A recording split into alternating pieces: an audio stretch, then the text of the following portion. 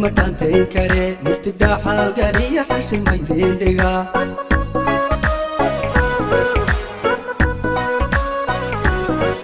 لكني ما نكوني متانتين كره مرتدا حالقالي meesha waxaad aragtaan haddii aad mahay dad fara badan oo ciyaal iyo rag iyo dumar wax waliba leh waa community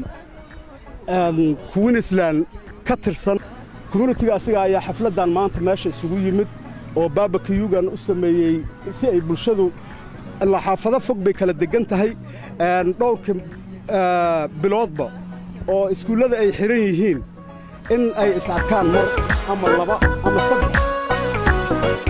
hal yaraada xamaray sida dhabka aba wada dhasho isku dhigaynu nahay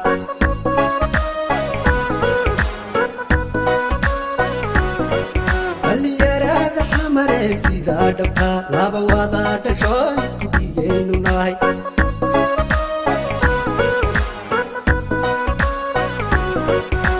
sheesh naarla sari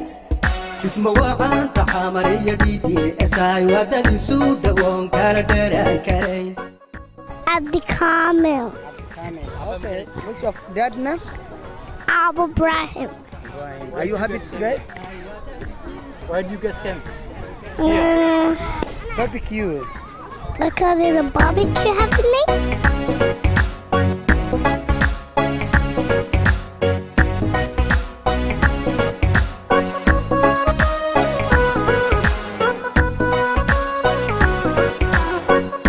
الرحيم magacayga waa Daawud Maxamed Cadow oo ku nool wadanka Australia gaar ahaan Queensland caasimadeeda Brisbane maanta waxaan ku jirnaa wax la yiraahdo fantastic ama maxay ahayd barbecue waxaan halkaan isugu yimid jaaliyada Soomaaliyeed alxamdulillah rabbil caalamiin macallilmahanagi annaga dhan xaasaskanagi baaga ka shiriid ayaan joognaa waxaan ku jirnaa maanta fantastic aan ku jirnaa oo 9 tahay bisha January alxamdulillah rabbil caalamiin waa meesha maanta aan ku barwaaqaysanaynaa halkaasaan joognaa dhammaantannadana maxay ahayd maanta waxaanu ku jirnaa farxad annagoo community isku xiran oo ma garanaysaa aad iyo aad dad isu jecel ah